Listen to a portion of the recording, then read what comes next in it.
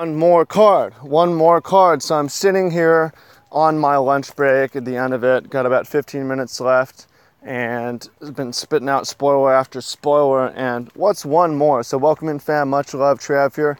Let me explain to you also some of the work that I've been doing, what it looks like, and possibly how you could do it too. But I've been very lucky to try and work in a bunch of different industries.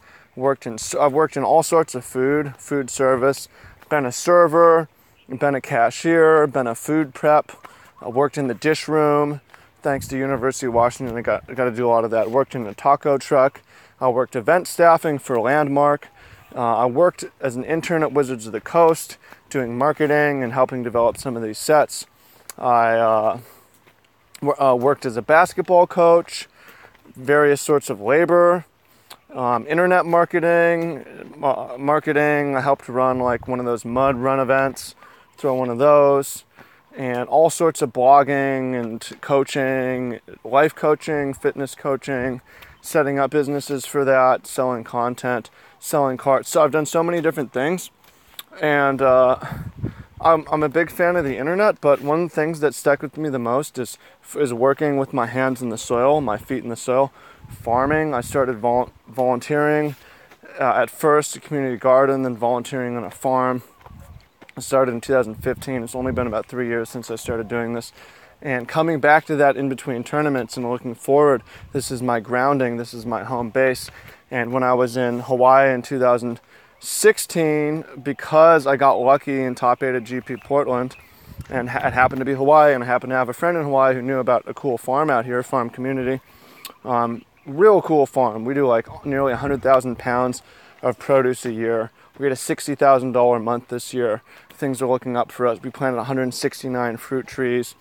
We got sheep, we got chickens, we got aquaponics, we're biodynamic, we got pigs, we got bees, we got a million things going on, growing a bunch of different crops.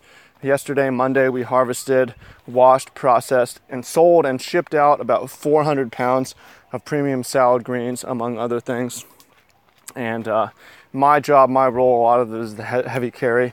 I wanted to be a pro athlete or something like that, or that's one of the things I considered, being a physical trainer, personal trainer. And it's like, why don't I just use my body, my long arms, my muscles, my big hands, my height. That's helpful for farming, for farm labor, for farm work. So it's a lot of things that I really like, and it matters a lot. I think it's really important for the environment.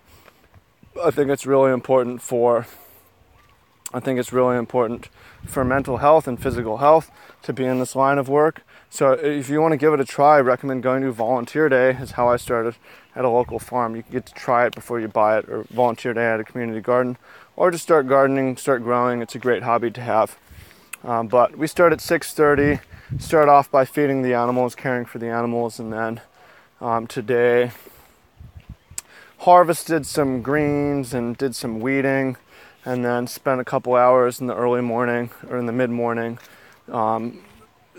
We got about 400 chickens, tractoring in and spreading out mulch bedding for the chickens so that they have clean environment, and that also an environment that encourages and produces bugs that the chickens can then eat, and that be their main source of protein rather than grain.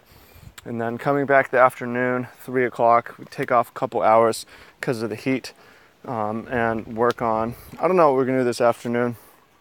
Probably setting up a field, breaking down a field, clearing out some weeds, something like that. But it's pretty fun work. And again, I share about it on my other channel. I'm working on a book to talk about it called something like The Food Life. And there's a lot I post on my Instagram at Travis D. Wu. Again, you want to check it out, then try volunteering at a local community garden. There's plenty even in the city.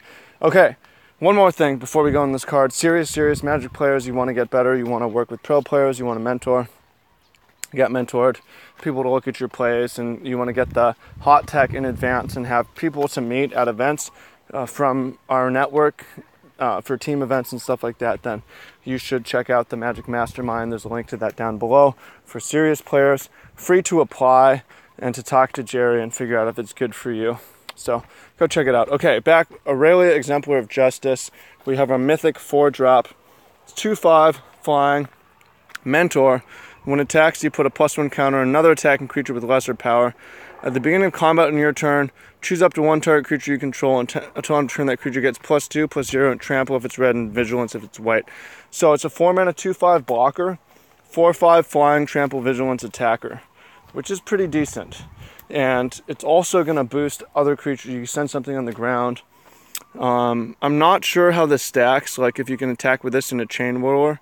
Yeah, you can. So at the beginning of your combat in your turn, you make it a 4/5, and then you attack, and then you can target like your Chain Whirler to make it a 4/4.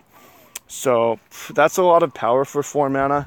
It's competing not with Chandra anymore because it rotated, with Rekindling Phoenix, although you could play red-white. Sounds kind of nice to play both. Have a bunch of Mythic 4-drop flyers.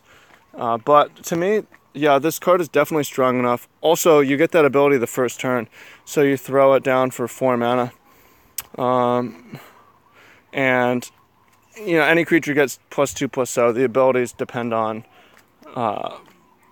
whether it's red or white, but throw this down in the 4th turn and start beating immediately. In a red-white aggro deck, seems pretty nice. It's a Mythic for a reason, and it blocks well. If anything, it blocks their Rekindling Phoenix. It hits hard. It's a nice follow-up to a Chain Whirler, I think. 5/3 first strike, get in there. Push some damage even if they kill it. So it's a pretty nice one. Probably wouldn't play it as a 4 of, it's legendary, but you probably would play some number of it. So I like this card. What do you think? How are you going to play it? Post your red-white decks, red-white aggro decks in the comment down below, and we'll check it out. Appreciate you, thank you, and hope that you enjoy listening to my story of what I'm up to. And again, it's not just for me. It's not for everyone, but it might be for you. Yeah. And I'll be back with more spoilers. I gotta get ready for my work. Probably running late now because of this video, but there's gonna be more coming. So stay tuned. I appreciate you. Peace out. Talk to you soon.